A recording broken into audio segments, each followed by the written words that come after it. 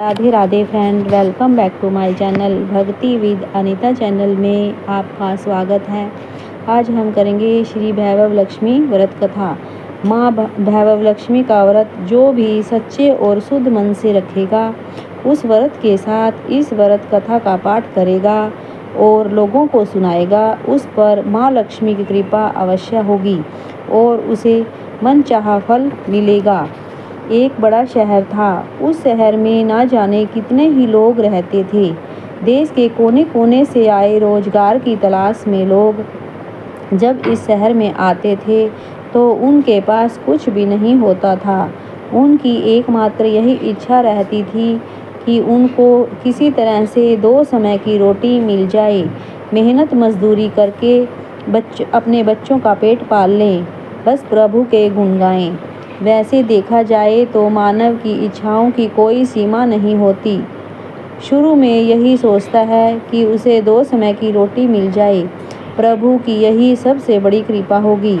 इसीलिए वह मंदिरों में जाते हैं, तीर्थ यात्रा करते हैं, कथा सुनते हैं।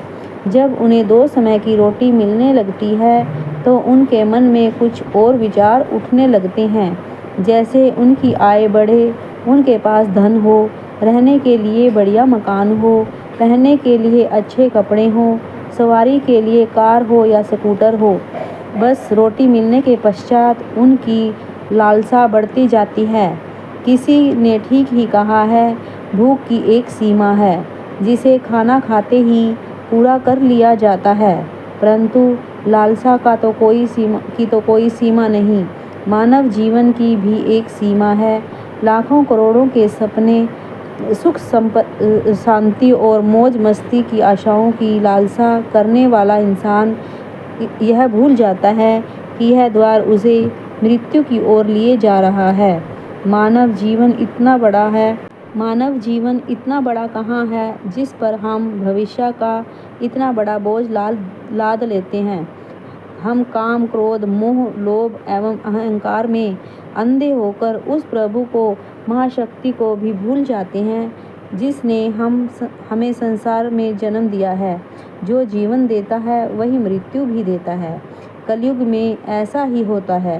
पाप की परछाइयाँ लंबी और गहरी होने लगती हैं। धर्म व्यापार बन जाता है। अधर्मी खूब फलते फूलते हैं। इस बड़े शहर में तो धर्म, कर्म और अधर्म अधिक था। इसी शहर में एक मोहल्ले में राधा और गोपाल पति पत्नी के रूप में रहते थे। उनका एक छोटा सा घर था। घर के नाम पर एक कमरा था, उसी में रसोई, उसी में सोना, उसी में खाना पीना, वही था बस गोपाल और का घर। गोपाल किसी मिल में नौकरी करता था। राधा घर का सारा काम काज करती थी। उसने अपने छोटे से घर को इस तरह साफ सुथरा सजा रखा था कि मोहल्ले की औरतें भी अक्सर कहती थी, घर की सफाई रखना तो हमारी राधा बहन से सीखे। यह बात तो राधा भी जानती थी कि इस शहर में अच्छे लोग कम और बुरे अधिक हैं। उसी के आस पड़ोस के कुछ औरतें ऐसी थी जो दिन भर एक दूसरे की चुगलियां करती रहती थी।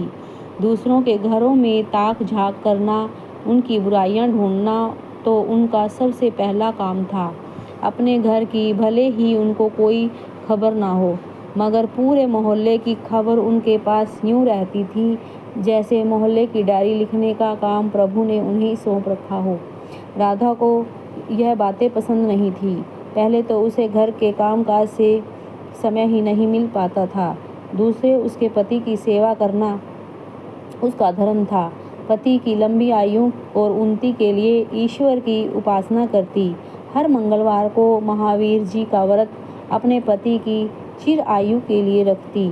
मोहल्ले की चुगलखोर औरतों को राधा की अच्छी आदतें कैसे पसंद आ सकती थी। वे तो यह कहने लगी थी कि राधा में बड़ी अकड़ है, जो किसी से बात करना पसंद नहीं करती। शायद इसीलिए न जान कि वह बड़ी सुंदर है, उसे अपनी सुंदरता पर गर्व है। उसे यह नहीं पता कि जिस मोहल्ले में रहते हैं वही वहाँ सबसे मित्रता करते हैं, उनके साथ मिलकर बैठते हैं। यदि वह ही किसी के पास दुख सुख बांटने नहीं जाएगी तो कल उसके पास कौन आएगा। इन सब की बड़ी बहन थी राम भजनी, जो पूरे मोहल्ले को अपनी उंगलियों पर नचाती थी। बहन राम भजनी ने अपनी एक ही कीर्तन मंडली बना रखी थी, जो घर घर में जाकर कीर्तन करती थी। राधा को ऐसी औरतें बिल्कुल पसंद नहीं थी, जो कीर्तन करते समय भी एक दूसरे की चुगलियाँ करती हों। यही कारण था कि राधा ने कई बार उनको टोकते हुए कहा था, देखो बहन राम भजनी, वैसे तो तुम्हारा नाम है राम भजनी, मगर मैं आपसे हाथ जोड़कर प्रार्थना करती हूँ कि पूजा ऐसे कीर्तन करते समय किसी की चुगलियाँ मत किया करो। किसी की बुराई करने से तो अच्छा है आप उस समय प्रभु का नाम ले लिया करो। इससे आपका जीवन भी सफल होगा और बुराई से भी बच जाओगी। राधा की इतनी बात सुनते ही राम भजनी को क्रोध आ गया और क्रोध के मारे उसके चेहरे का रंग लाल हो गया। वह अकड़ कर बोली, ओ कल की छोकरी, तू क्या मुझे सिखाएगी मैं कि तुझे क्या करना है। अभी शहर से आए 2 साल हुए हैं, गांव का गोबर अभी हाथों से उतरा नहीं और हम शहर वालों को अकल सिखाने लगी है। गवार कही कि देखो बहन, मैं गवार हूँ या कुछ और, मैं प्रभु भक्ति में पूरा विश्वास रखती हूँ। मैं यह अच्छी तरह जानती हूँ कि भक्ति में ही शक्ति है। भक्ति ढोलक या चिमटे खड़ताल बजाने से नहीं होती, बल्कि सत्य के पथ पर चलने से होती है। ईश्वर का यही सिद्धांत है, यही शिक्षा है कि किसी का बुरा मत करो। मैं तो हर जीवनात्मा में रहता हूँ। तुम मेरी तलाश में क्यों बाहर भटक रहे हो? यदि तुम सत्य और विश्वास का सहारा लेकर अपनी आत्मा में मुझे तलाश करोगे तो मैं तुम्हें अवश्य मिलूँगा। इस बात को सुनकर वह राम भजनी, उसके साथी सब मिलकर राधा का मजाक उड़ाने लगे। राधा जानती थी कि यह लोग पाप करने वाले हैं, इनकी पूजा तो केवल ढोंग है, दिखावा है, इनके मन काले हैं, खोटे हैं, इनमें अधिक बोलने का कोई लाभ नहीं। इनकी कीर्तन मंडली खूब कमा लेती है। ईश्वर के नाम पर व्यापार, दुर्गा के नाम पर लूट, छी छी छी। घिन आने लगी थी राधा को इन सब से। उसने अपने घर में पूजा पाठ करना शुरू कर दिया, इन लोगों से दूर रहने लगी। उधर गोपाल बुरी संगत में पड़ गया, शराब पीने लगा, जुआ खेलने लगा।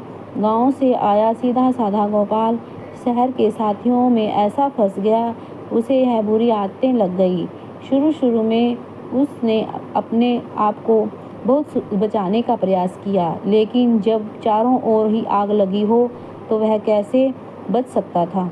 एक मजदूर का वेतन ही कितना होता है, सारा मास मेहनत करने में और कुछ उन्हें करने में चला जाता है, पर जो कुछ उन्हें मिलता था उनके घर की 2 समय की रोटी चल सकती थी। मकान का किराया, दुकानदारी, कपड़े लत्ते, यह सब कुछ उस वेतन से ही तो चलता था।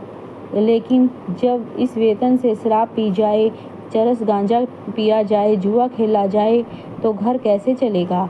राधा बेचारी बहुत दुखी हो गई, अंदर ही अंदर घुलने लगी। पति को मना करती तो उल्टा मार उसे ही पड़ती, गालियां सुनने को मिलती। घर में आकर वह इतना हाय हल्ला करता कि लोगों को उनका मजाक उड़ाने का मौका मिलता। वह अंदर ही अंदर टूटने लगी, हर समय उदास रहने लगी, अपने मन की आग को शांत करने के लिए आंसू बहाती रहती। इस प्रदेश में उसका कौन था जो उसे सहारा देता। वह तो अकेली पड़ गई थी। ले देकर उसे प्रभु का ही सहारा था। माँ दुर्गा ही उसे सहारा देती। माँ लक्ष्मी तो इस घर से ऐसे रूठ चुकी थी। गोपाल ने अपने घर के बर्तन तक बेच डाले थे। इतने बड़े संकट में भी उसने प्रभु पर विश्वास नहीं छोड़ा, माँ दुर्गा की उपासना नहीं छोड़ी। उसे पूर्ण विश्वास था कि एक दिन माँ उनके सारे संकट दूर करेगी। एक दिन जब घर में खाने को कुछ नहीं था, वह 2 दिन से भूखी थी।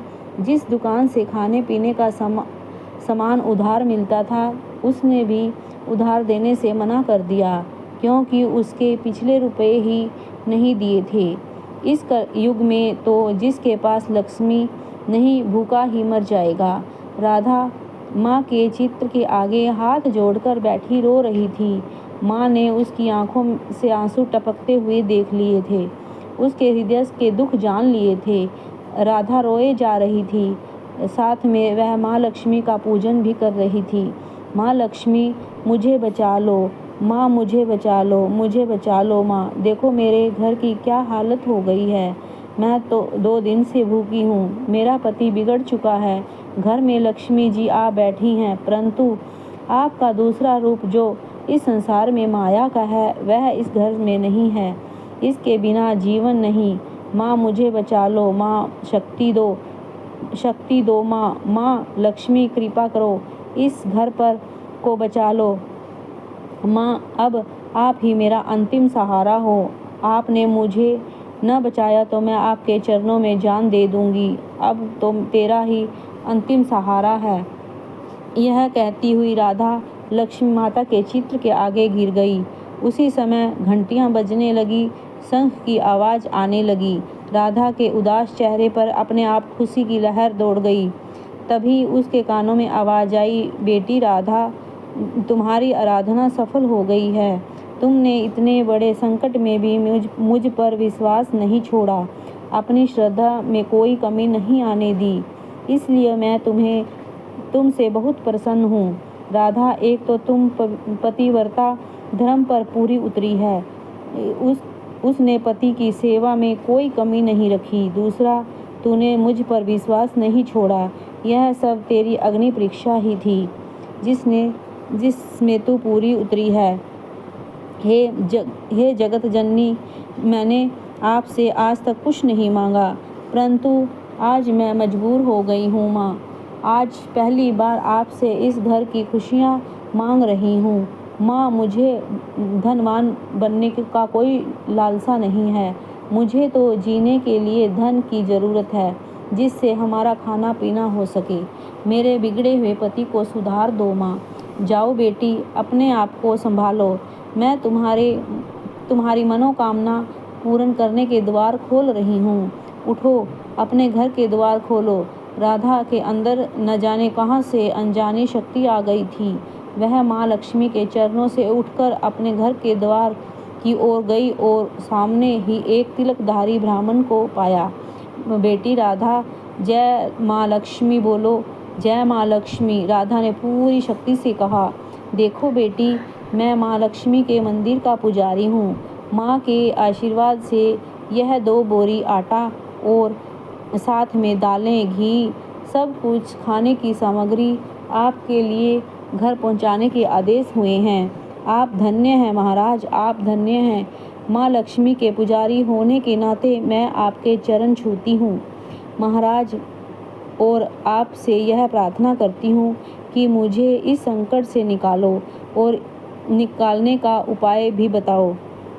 देखो बेटी, इस माया रूप संसार में सुख प्राप्त करने के लिए अपने मन को शुद्ध और आत्मा को पवित्र रखना पड़ता है। माया लक्ष्मी जी जो तिजोरियों में बंद रखने वाले पापी होते हैं। यदि तुम अपने मन की शांति और गृहस्थी चलाने के लिए लक्ष्मी जी को प्राप्त करना चाहती हो तो भैरव लक्ष्मी का व्रत रखो। इस व्रत के करने से आपकी हर मनोकामनाएं पूर्ण होंगी, तुम्हारे सारे संकट दूर हो जाएंगे। लेकिन पुजारी जी, जो मुझे इस व्रत की विधि तो नहीं पता। मैं तो माँ की उपासना बचपन से ही कर रही हूँ, किंतु व्रत की विधि मुझे नहीं पता। देखो बेटी, माँ लक्ष्मी का व्रत बहुत ही सरल है।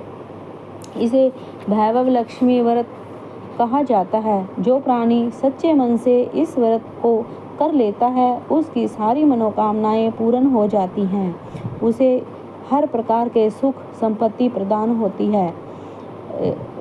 इस व्रत को विधि पूर्वक करने से ही इसका फल मिलता है। जो लोग इस व्रत को विधि पूर्वक नहीं करते, उन्हें कोई फल नहीं मिलता, बल्कि उन्हें मन की शांति भी खोनी पड़ती है। कई पाखंडी और धोखेबाज यह कहते फिरते हैं कि सोने के गहनों में हल्दी लगाओ, कुमकुम लगाओ और पूजा करो, बस व्रत हो गया। परंतु ऐसा है नहीं। कोई भी व्रत जब तक अपनी विधि अनुसार नहीं किया जाता उसका फल शून्य ही मिलेगा। यह सब कुछ अपने आप पर निर्भर करता है। वैसे घर में यदि सोना हो तो व्रत रख कर उसकी उपासना जरूर करें। माँ लक्ष्मी जी का व्रत शुक्रवार को करना चाहिए। सुबह उठकर नहा धोकर साफ सुथरे कपड़े पहने और दिन भर माँ की पूजा करें। हर समय मुंह से बस यही शब्द निकले, जय लक्ष्मी माँ, जय लक्ष्मी माँ। शाम के समय पूर्व दिशा की ओर मुंह करके आसन पर बैठें और माँ लक्ष्मी की मूर्ति या चित्र किसी ऊंचे स्थान पर रखें। उनके आगे चावलों की ढेरी लगाएं। एक खुली प्लेट में सोने के जेवर रखें। यदि सोने के जेवर ना हों तो चांदी के भी चलेंगे। माँ लक्ष्मी के चरणों में गुलाब के फूल अर्पण करके धूप के साथ साथ देसी घी की ज्योत जलाएं। वैसे तो माँ लक्ष्मी के अनेक रूप हैं, परंतु इन सब की नींव श्री यंत्र है।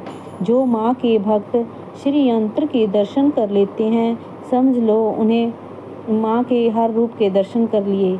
इसलिए माँ पूजन के समय श्री यंत्र को मत भूलें।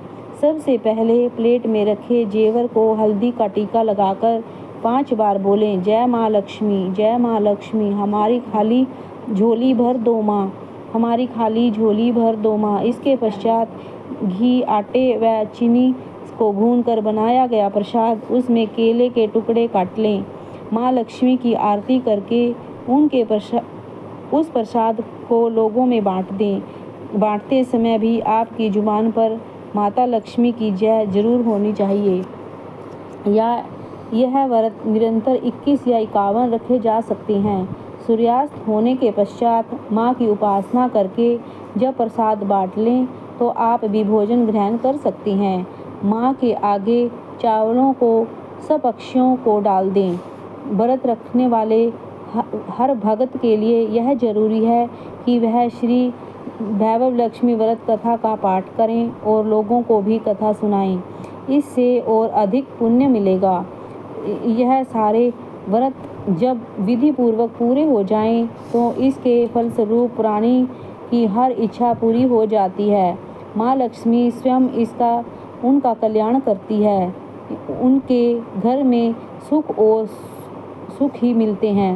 धन तो आता ही है, परंतु जिनके घर में संतान ना हो उनके लिए यह व्रत वरदान से कम नहीं। जब व्रत संपूर्ण हो जाए अर्थात 21 या 51 व्रत रखे जाएं तो उस दिन 7 छोटी बच्चियों को घर पर बुलाकर उन्हें उनका मनपसंद भोजन करवाएं। छोटी बच्चियों को घर पर बुलाकर उन्हें उनका मनपसंद भोजन खिलाएं। फिर कन्या को चांदी का अथवा गिल्ट का एक सिक्का रुपया दक्षिणा में दें। उसी दिन माँ लक्ष्मी श्री वैभव लक्ष्मी व्रत कथा की 101 या 51 प्रतिमा माता के भक्तों को अपने हाथों से बांटें। यदि इतनी प्रतियां की शक्ति ना हो तो 11 अवश्य बांटनी चाहिए। माँ की प्रतिमा के आगे बैठकर दोनों हाथ जोड़कर उनसे प्रार्थना करते हुए कहें, हे माँ लक्ष्मी, आपकी और प्रभु की कृपा से मैंने अपने व्रत विधि पूर्वक पूरे कर लिए हैं। इसलिए हे लक्ष्मी माँ, आप हमारी इच्छा पूरी करो, हमारी मनोकामनाएं पूरी कर दो। माँ, हमें सदा सुखी रखना, हमारे परिवार को खुशी देना। माँ, बस बेटी, यही इस प्राणी के लिए कल्याणकारी मार्ग है। तुम भी श्री वैभव लक्ष्मी का व्रत करो, तुम्हारा पति भी ठीक हो जाएगा और उन्हें धन भी मिलेगा। तुम सदा कष्ट मुक्त रहोगी। यह कहते हुए पुजारी जी चले गए। राधा ने आटे की बोरियां पड़ोसन की सहायता से अंदर करवा दी।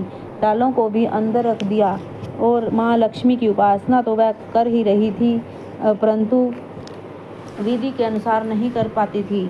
आज माँ लक्ष्मी ने उनकी हालत देखकर उनकी सहायता की है।